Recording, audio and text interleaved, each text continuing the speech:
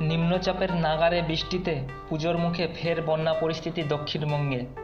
দশর হয়েছে বিভিন্ন জলাধার থেকে ছাড়া বিপুল পরিমাণ জলরাশি।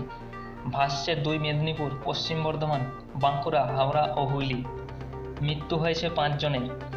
আসানসোলে বৃহস্পতিবার সকাল 8:30 পর্যন্ত বৃষ্টি হয়েছে 434.5 মিলিমিটার, যা সর্বকালীন রেকর্ড। দুর্গাপুরে বর্ষণের পরিমাণ 199.4 মিলিমিটার, পুরুলিয়ায় 175 মিলিমিটার। বাঁকুড়ায় গত 100 বছরের রেকর্ড ভেঙে বৃষ্টি হয়েছে 354.3 মিলিমিটার। পরিস্থিতি এতটাই বিপজ্জনক যে পশ্চিম বর্ধমান, হুগলি এবং হাওড়া জেলায় উদ্ধার কার্যে নামাতে হয়েছে 8 কলাম সেনা।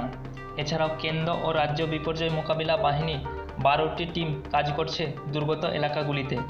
নিরাপদ আশ্রয়ে সরানো হয়েছে 4 লক্ষেরও বেশি মানুষকে। যে নিম্নচাপের জেরে এই অতিবৃষ্টি, সেটি অবশ্য ক্রমেই উত্তরবঙ্গ ও লাগোয়া বিহারের দিকে এগোচ্ছে। আবহাওয়া দপ্তরের তরফে আজ শুক্রবার মালদা এবং 2 দিনাজপুর জেলায় অতি ভারী বর্ষণের হলুদ সতর্কতা জারি করা হয়েছে। পরবর্তী 2 দিন উত্তরবঙ্গে বাকি জেলাগুলির জন্য রয়েছে হলুদ এবং কমলা সতর্কতা।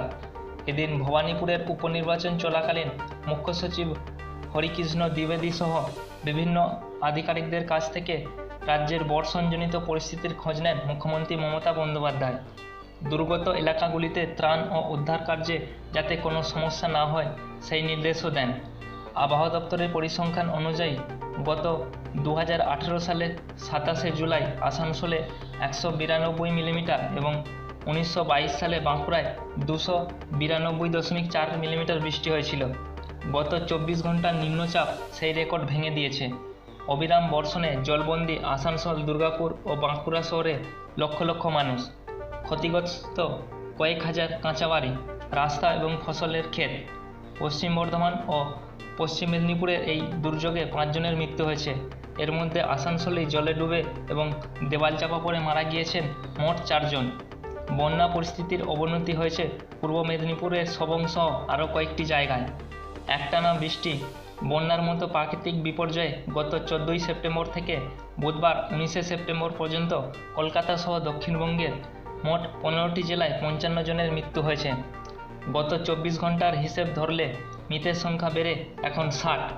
বিপর্যয়ের জেরে রাজ্যের জলাধারগুলির ধারণ ক্ষমতা বিপদসীমা ছাড়িয়েছে। সেই কারণেই জল ছাড়তে বাধ্য হচ্ছে কর্তৃপক্ষ। সেচমন্ত্রী সোমেন মহাপাত্র জানিয়েছেন, বৃহস্পতিবার রাতে দুর্গাপুর ব্যারেজ থেকে কম্বাইন্ড ফ্লো মোট 2,75,000 কিউসেক জল ছাড়া হচ্ছে। এর জেরে পশ্চিম বর্ধমান, হুগলি ও হাওড়া জেলার বিস্তীর্ণ অংশ প্লাবিত হবে। এছাড়াও আরও 2,55,000 কিউসেক জল ছাড়ছে বাঁকুড়া দ্বারকেশ্বর, গন্ধেশ্বরী, ময়ূরাক্ষী জলাধার, তিলপাড়া অজয় নদের বাঁধ এবং কংসাবতী জলাধার। এই জলস্ফীতি আরও বিপদ ডেকে এনেছে কংসাবতী, কাঁসাই, শিলাবতী, রূপনারায়ণ, কপালেশ্বরী এবং কেলেঘাই নদীতে।